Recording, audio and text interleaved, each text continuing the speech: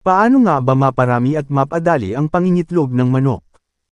Narito ang 12 na paraan o dahilan upang mapadami at mapadali ang pangingitlog ng ating mga alaga. But before we proceed guys, can you please consider to subscribe sa ating YouTube channel at meron din tayong FB page. Let's proceed. Number 1. Mga kadahilanan sa kapaligiran.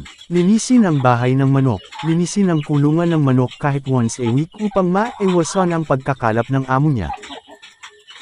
Number 2. Linisin ang mga kahon o pugad ng manok. Araw-araw na alisin ang dumi, upang mapanatili na presko ang amoy sa paligid ng manok.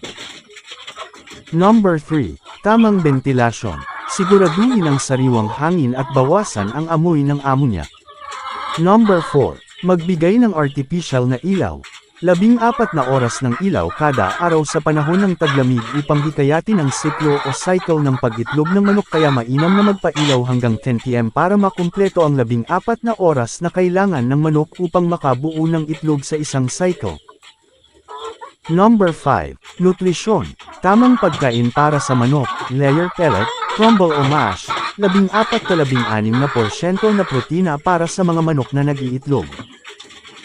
Number 6. Mga pagkain na may mataas na protina gaya ng mealworms, grubs, buto ng sunflower, o ready-to-lay na feeds na mabibili natin sa mga agri-vet supply.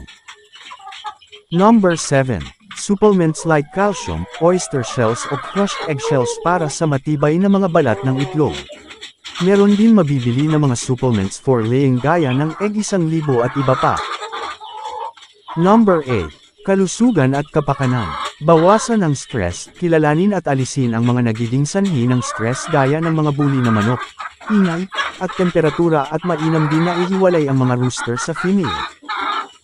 Number 9. Malinis na tubig. Siguraduhin ang patuloy na pag-access sa malinis na tubig at mainam na palitan ang kanilang patubigan every morning.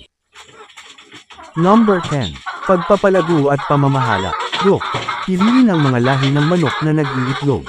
Piliin ang mga lahi na nag-iitlog ng 300 plus kada taon gaya nga mga heritage chicken. Number 11. Pagpapurga at pagliligaw ng manok. 1 buwan bago sila mangitlog para ma-ready ang kanilang katawan at makafocus na lang sila sa pagpaparami ng itlog. Number 12. Maglaan ng oras para sa mga manok dahil mas mainam na ikaw mismo alam mo ang kalusugan ng manok. Panatiliin na hindi sila ma-stress at iwalay agad ang manok kung merong hindi maganda ang kalusugan para hindi makontaminate sa iba. Para sa iba pang mga impormasyon tungkol sa pag-aalaga ng manok, you can visit my YouTube channel at FB page and don't forget to subscribe. Maraming salamat.